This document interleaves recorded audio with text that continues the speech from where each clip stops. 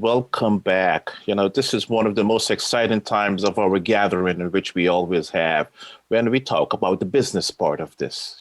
So we will be looking at a number of things. There will be Ted, there will be Eileen, who will be taking us on to this pathway. So Eileen, take it away.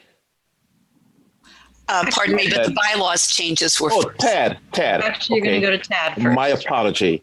Tad first, please. Thank you, Samuel. I appreciate it. So in the packet, there were our proposed bylaw changes. And Joan, I know we talked about you sharing your screen, but I made a side-by-side comparison. So I'm going to do that real quickly then. So give me one moment, folks.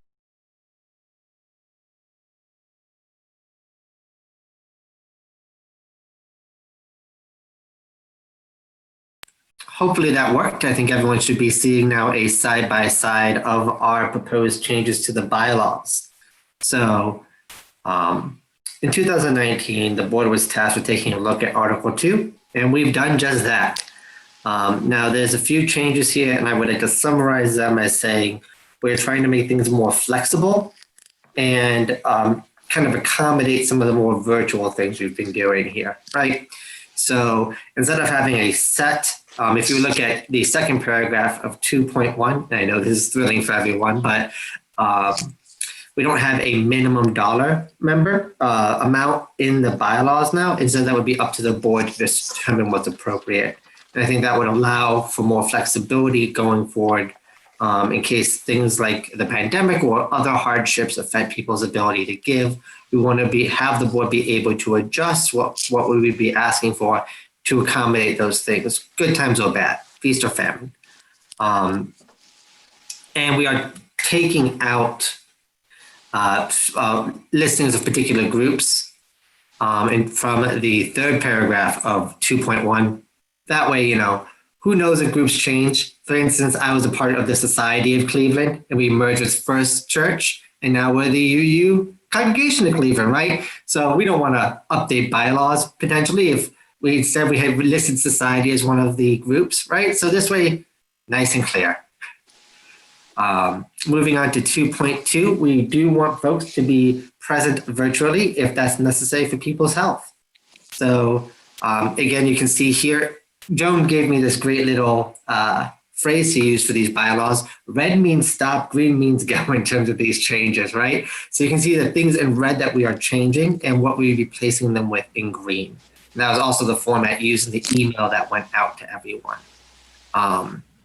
So I do think that there were some comments about the bylaws right before we had our opening words. And I don't know if someone wanted to give that feedback or not, but if so, I'll let one of my helpers here try and discern who that person was so they can give some feedback.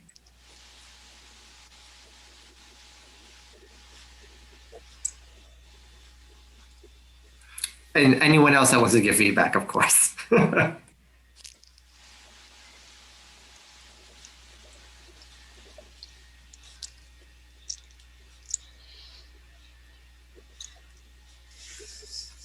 I hope I'm not doing this prematurely, but I'm not hearing any responses. Oh, wait, maybe this. Thank you, Carol. Carol writes, appreciate the effort to eliminate the unnecessary specifics.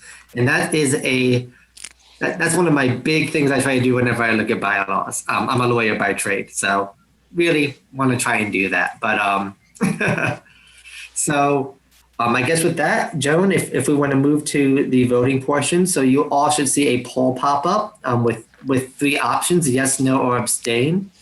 Whoops. That was supposed to, hold on just a second. Oh, okay. That was supposed to go to the bylaws. There we are. Let's try that again. Yes. All right, so. And okay, we'll give it a couple minutes here for people to click on that. Yep, and Joan and I are able to see the percentage voted, so we'll certainly give folks appropriate time. So please do vote because we're waiting on you. There is a question in the chat, a couple questions in the chat. Oh, okay. Let me take a look at those. Apologies.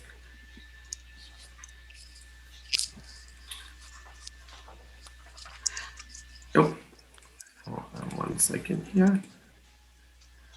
They're asking about the process for the board setting donation requests as reviewed annually. And Lori asked about terms being 2 years, not 3. I think that was not about the bylaws, though. I think that was about. Got it. That's different. Never Yeah. mind. Yeah. Okay. That was about Tim, right? Yeah. Does anyone have an answer to the question on process? Well, there's really not too much of a process in which we do have. I mean, there is a fundraising in which we do at any time.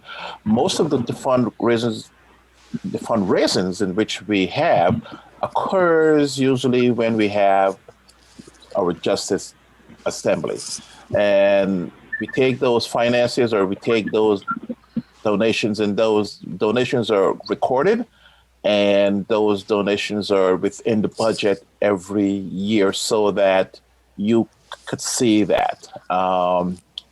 So as far as the process we have, there is fundraising, there is fundraising drives, there is, but there is not a kind of an every annual process in which we have. The fact now that we are within the process of raising money right now, and you will hear more of that later. So, Samuel, yeah, if I may real quick, can I jump in? So I think the question was a little specifically about the change we're making that allows the board to I'm on mute. membership dues. That we don't have like a particular mandate in the bylaws saying it needs to be annual or biannual. I would imagine each board would set that. And the question was, I think I heard someone ask, and my chat window went down, apologies, was what is the process for the board setting donations? And to that, my answer would be, I believe each board would set their own rate themselves. yeah. During the budget process. And yeah, so each time we do a new budget. Joan, if you want to tell us the results of the Yes. board that folk have voted. 91% in favor and 9% abstaining. Okay. So we move on to then to Eileen. And I will All right. spotlight you. Okay. Hello, everybody. I'm going to give out a report on some of the personnel changes we're looking at this year. We have a nominee to join the Board of Trustees. It's my pleasure to introduce to you Colette Cordova. She is a member of the First Unitarian Church of Toledo, where she currently serves on the Strategic Planning Committee and is a member of the Board of Trustees. Professionally, Colette is a macro social worker who's an administrator in the aging field, 10 years as a planner, and now overseeing clinical divisions. In the past, she taught bilingual elementary education in Texas, math, GED, and served as an advisor at the University of Toledo while working on her master's in computer science. She was in the workforce for 15 years and is as an administrator at PIC and then with the county commissioners. Additionally, Colette is on the TASC board and the TMA COG Public Transit Committee. She's an advocate for older adults and transportation rights. As a daughter of Ecuadorian immigrants, Colette has great empathy and compassion for immigration issues and rights. And with that, I will ask Joan to post the poll while we vote on shall Colette Cordova be elected to serve for a 3-year term on the UUJO Board of Trustees. And that should be on your screen right now.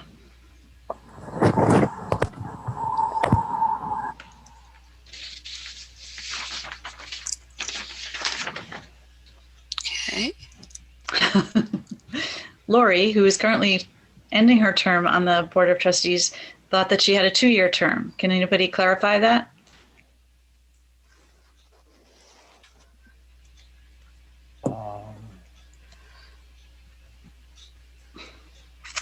Lori, I'm guessing that you would know. So I'm going to go ahead and say, yes, that was an error. They're 2-year terms. Right.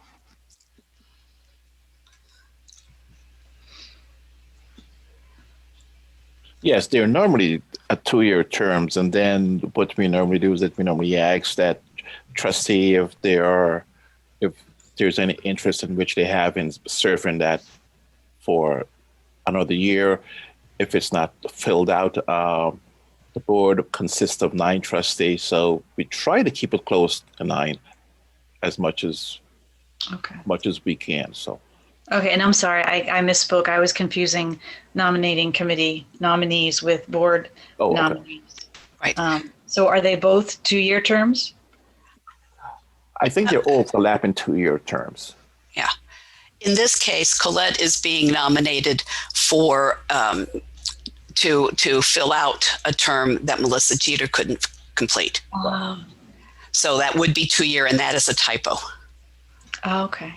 Okay. It still means she's on the board because 94% said yes and 6% abstained. Okay, so moving on, and we'll see if we can do this a little more smoothly this time. Let's talk about the nominating committee. First, before I tell you about the new people, I just want to extend our gratitude to Tim Kraus and Lori Albright, who are completing their service on the nominating committee. And they enjoyed that work so much that they re-upped for a second term. So we really appreciate their help and enjoy your retirement from the nominating committee. And the 2 people that I'm about to introduce to you will be joining Reverend Rena Shear and Gary Davenport, who have served 1 year so far on the nominating committee. So our nominees for the nominating committee are Reverend Michelle Ma. Michelle is a member of West Shore Unitarian Universalist Church, where she serves as an affiliated community minister. Previously, she served as a ministerial intern at West Shore. Before moving to Ohio, she was a member of the First Unitarian Church of Oakland in Oakland, California, where she had various leadership responsibilities. She has a master's degree of divinity from the from the Pacific School of Religion, and a Bachelor of Arts in English Literature and Creative Writing. She currently is chaplain in residence at the Cleveland VA Medical Center and is leading a spirituality group in the locked inpatient mental health unit. She has brainstormed and implemented ideas for connecting with and supporting staff during the pandemic response, including a weekly chaplain newsletter, a daily hotline, and more regular programming on the closed circuit TV channel. She also has regular chaplain duties attending interdisciplinary team meetings on assigned units, performing spiritual assessments on veterans, leading chapel services, and filling in for other chaplain spirituality groups as needed. And our other candidate to join the nominating committee is Dan Schneider. Dan is a member of the First Unitarian Church of Cincinnati. He's a retired award-winning educator with a master's degree in history from The Ohio State University and a master's degree of education from Drake University. Dan has been very active in UUJO, serving as an inaugural board member and as president of the board for 3 terms. He also served as president of the Board of Trustees for the First Unitarian Church of Cincinnati in 2018-19. In his spare time, he is active as an English language tutor for Spanish speakers. His knowledge of UUJO and the board will be very useful on the UUJO nominating committee. And with that, I will ask Joan to please post a poll asking for your approval of Reverend Michelle Ma and Dan Schneider to be elected to serve for a 2-year term on the nominating committee. Thank you.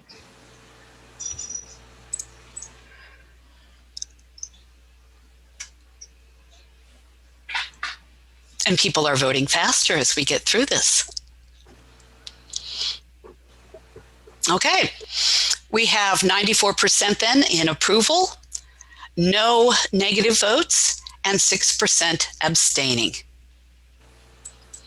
Thank you.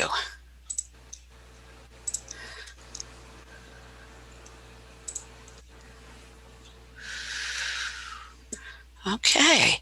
And I will stop Eileen. And we're now going on to Tad with the budget. Thank you, Joan. Could you share your screen with the budget? I did not make as handy a little cheat sheet as I did with the bylaws. Certainly. Thank you. So I hope everyone also had a good chance to look over our budget for this upcoming year. Few of the points I want to note. First off, and Joan did me a great favor by reminding me of this, there are 2 pages to our budget. So these are our main yearly projections, well, the budget from last year, our year to date, and what we're proposing for next year in those 3 different columns. There's also a separate tab that I hope folk had the ability to see and open that is regarding our special project budget. In terms of things I want to highlight, I know that if we go down to our expenses, we can see that there is a projected difference between our budget this year and our budget going forward of roughly $10,000 more or less. That in part is going to be due to a change in Joan's healthcare insurance.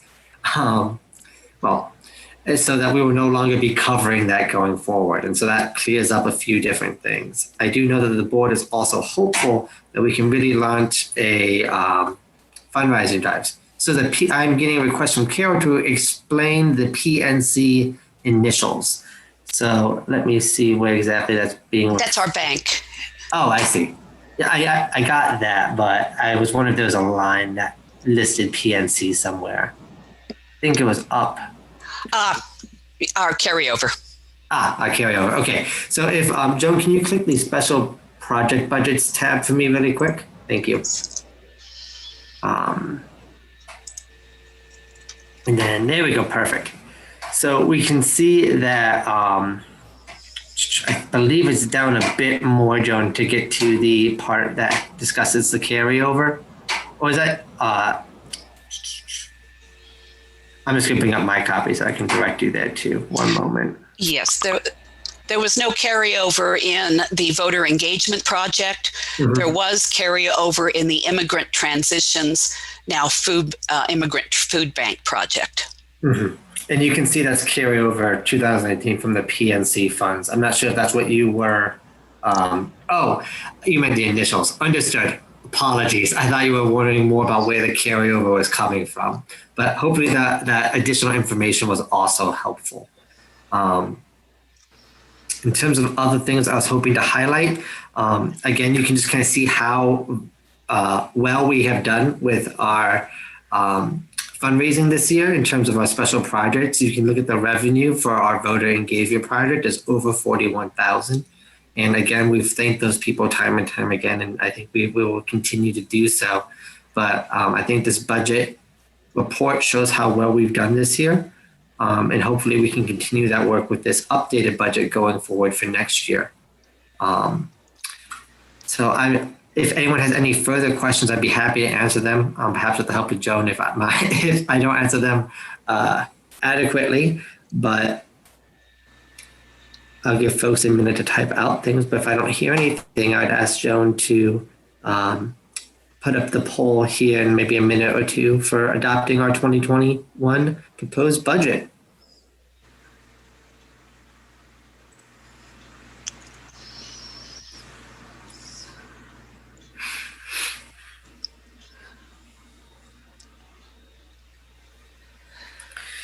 And I know this whole process can be a little odd at times, but I thank everyone for their patience.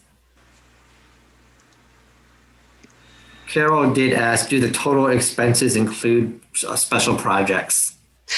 The special project budgets, since they were not part of our original planning, are not in the general operating budget. We have a general operating budget, and then we have, for this year, the special projects budget.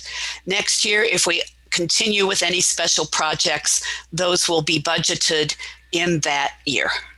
But we do not know at this point. Also, to keep in mind that some of the special projects we had, that they were funded. So it's a matter of, is that how do we keep them separate? So to actually put them into the total expenses may give some lack of clarity where those expenses are, meaning the fact that if they were funded, then they ought to be kept in a separate kind of a toolbox. They have to be accounted for separately Right. for each one of the funding or each one Right. of the grant agencies. Yeah. I hope that clarifies things for some folks. I see we're about 67% people have voted. I'm not sure if folks are still considering or not, but I think we'll give you another minute here or so to decide if you want to participate in the poll. Thank you. Mm-hmm. And if anybody knows a volunteer accountant, I would gladly work with them and give them this work.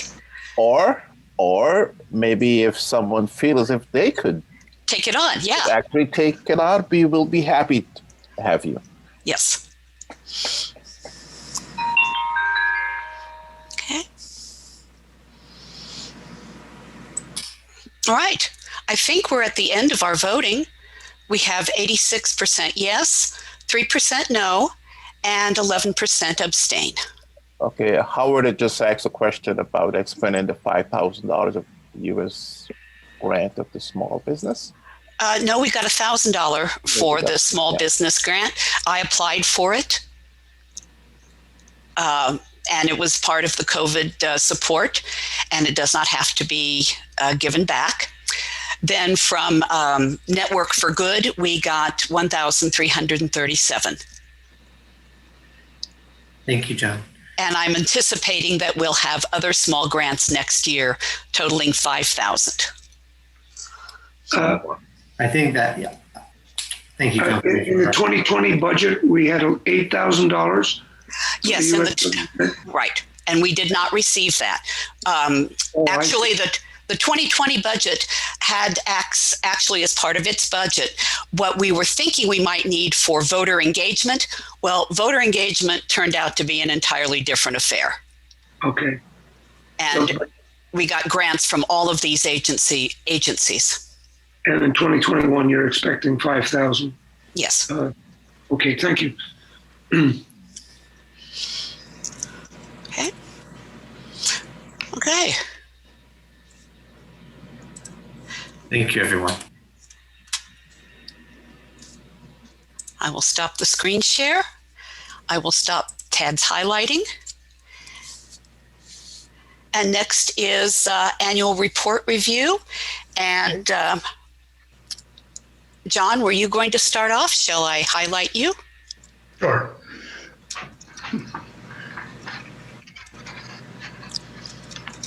Trying to find me. Yes, I do have to find you. Well, while you're looking for me, I can speak anyway. So I want to highlight just one particular activity that UUJO was involved in last year, and that was our voter advocacy initiative. As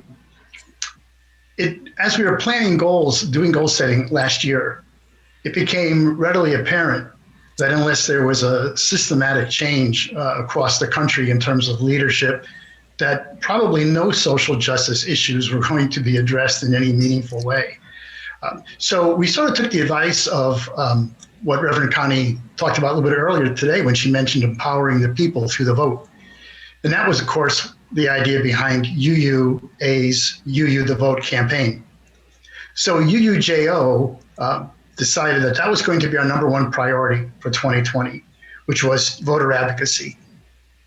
So UUJO joined with other organizations throughout Ohio, including the nonpartisan Ohio Voter Outreach Committee, the Ohio Organizing Collaborative, OH Votes, Crazy Faith Ministries, League of Women Voters, and other organizations in a massive collaboration for voter advocacy.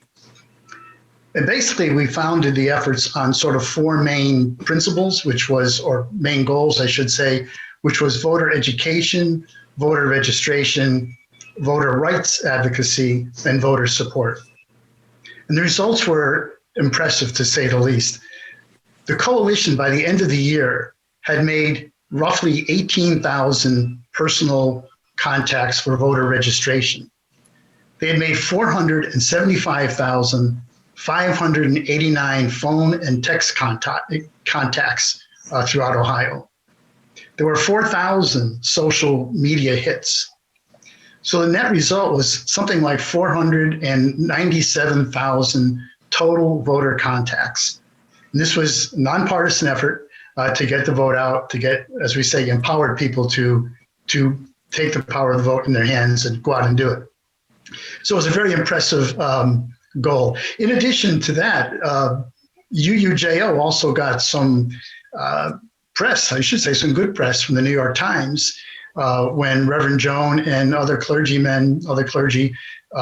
engaged in what they call clergy peacekeepers at the polls, which were basically clergy people in clerical attire, going to the polls to eliminate any issues that may come up, ease any tensions, do whatever they could to make sure the orderly process of voting was carried out without any kind of intimidation or suppression. So thank you all for that, for those of you that are involved in that. But so UUJO actually made some national headlines, which was pretty amazing through that effort. The bottom line, of course, was that things didn't necessarily change in Ohio, perhaps in a way that some of us thought. But the good thing, again, was that we had contacted 497,000 people, which means that we have sort of established, in a sense, a database of people who we know were active now, active voters, energized in the democratic process, people that we can call on in the future for other initiatives that UUJO is involved in relative to social justice. So I think that's the good news behind it. That was probably the most significant, I think, accomplishment that UUJO did over the course of the year. But there were other things that we did as well. So I'm going to turn it over to Eileen McCauley at this point and have her address some things that she talked about. Thanks, John. So one of our areas of focus this year was on bail reform. And our strategy was to simply educate UUs about the injustice of a two-tiered wealth-based system that keeps poor Ohioans in jail before they've been to trial. We made pulpit appearances. We had a webinar. We appeared for presentations and panel discussions, and we used our social media presence to advocate for bail reform. We allied with the ACLU Ohio. They have a statewide bail reform campaign, and we worked with them particularly to elevate awareness of criminal justice issues in the 2020 election. And as a result of these efforts, UUs around the state have gotten involved in pressure campaigns and petitions, and have also raised funds for direct relief to people without the financial resources to bail themselves out when they're incarcerated before their trial. We expect that there'll be legislative action on bail reform this year in the Ohio State House, and we plan to be there with our advocacy efforts. And we will be working with congregations and individuals to promote bail reform in the state. Thank you. And I think that Tad has something he wants to share with us about our activities this year. Yes, thank you.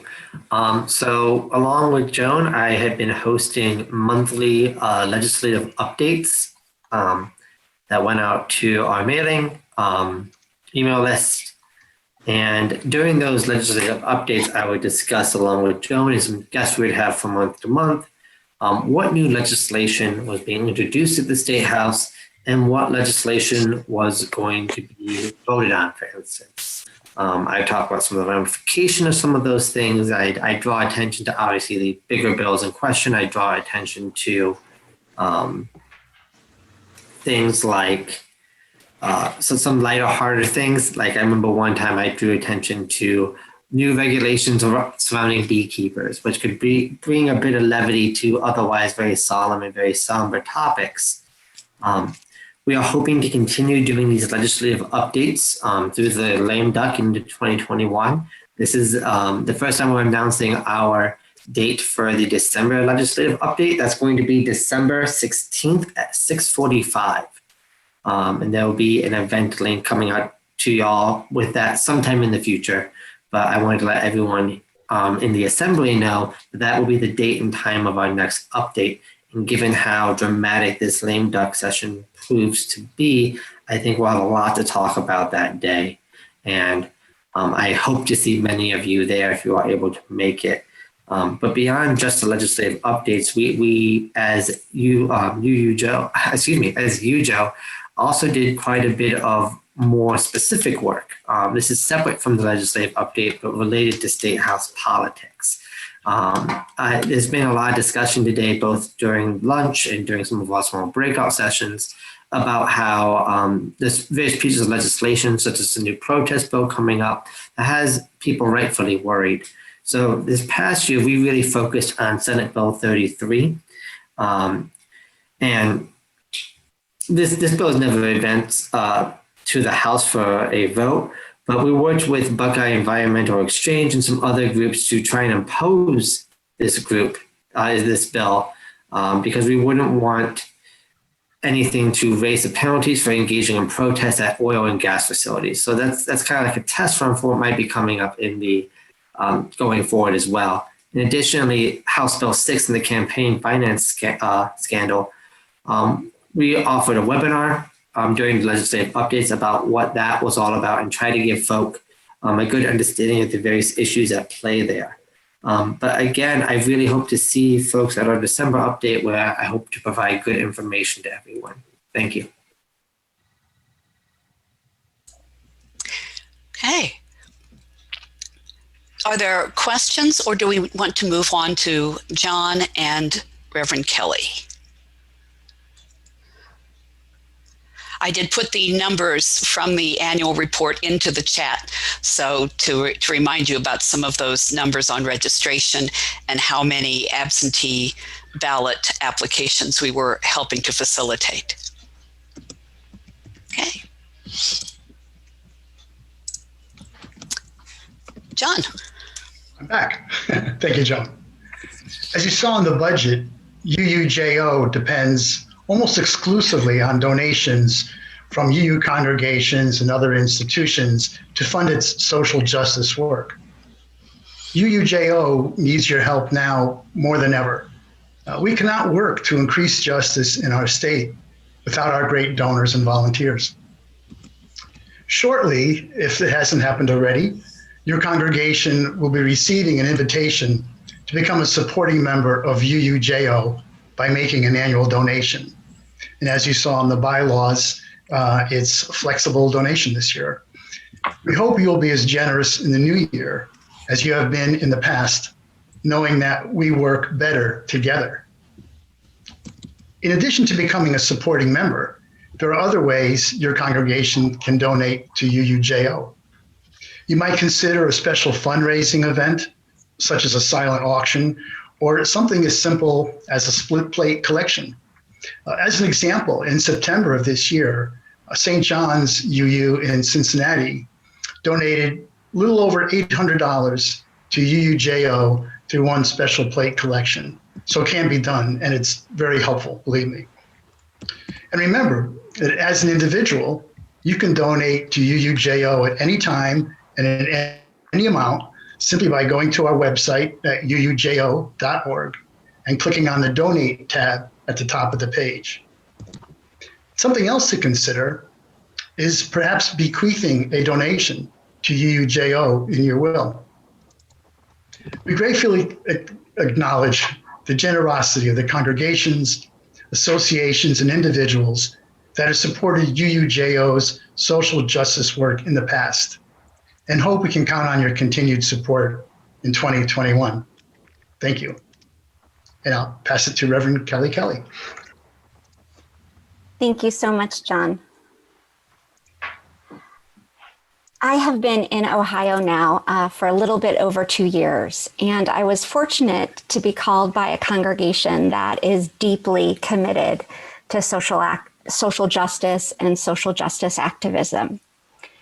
And lucky for me, they've been able to do amazing things completely without me. Well, maybe not completely. However, it feels often like it is without me because there are so many things that pull us parish ministers away from the work, some of the work that we really want to be doing. While I love my board of trustees in my congregation, I would much rather be at a protest than talking about bylaws or budgets and accounts. I count on my congregants who have been leading in social justice. And one of the things that I've realized in talking with them and working with them is that so much of their work has been connected to UU Justice Ohio. UU Justice Ohio connects our congregation in Dayton to all of the other congregations in Ohio, and to be frank, often across the country, because UU Justice Ohio works closely with Boston, with Love Resists, UU The Vote, Side with Love.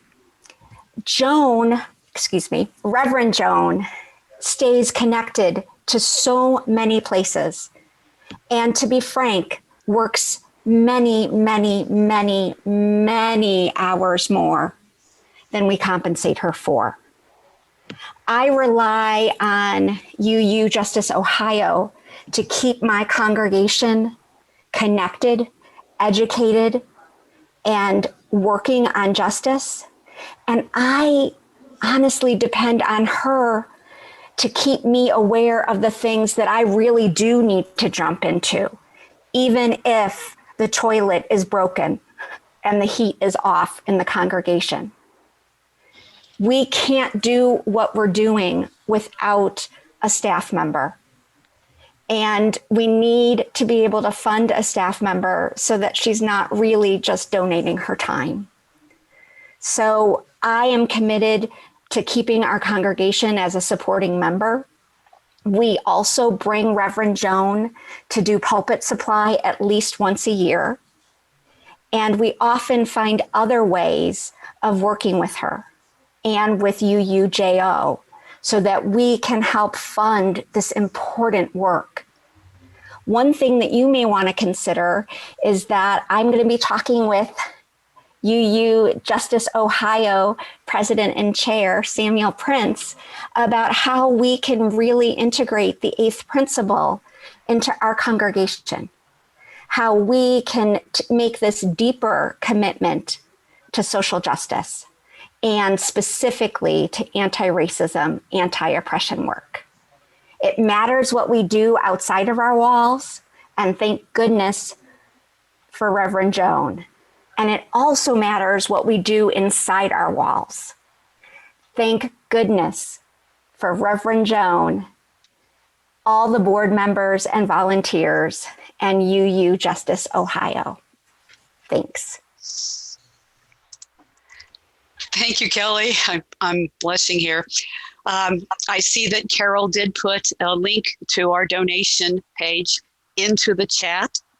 And of course, we'll be sending that out to you in an email, of course, so that you can share it with members of your congregation.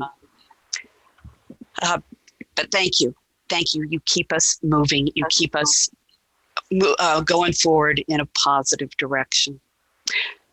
I wanted to also say that our priorities for the coming year are ones that we want your input on. And we did send out a survey, but many of you did not see that survey.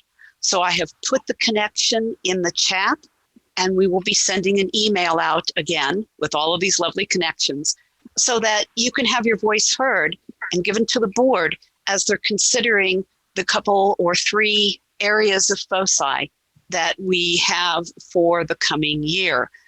The board will take this information and they will look at it in terms of our resources, in terms of our partnerships and our opportunities, and what is demanding that that we address for the sake of justice here in Ohio. So your input really does matter. So please fill out that survey when we send it to you.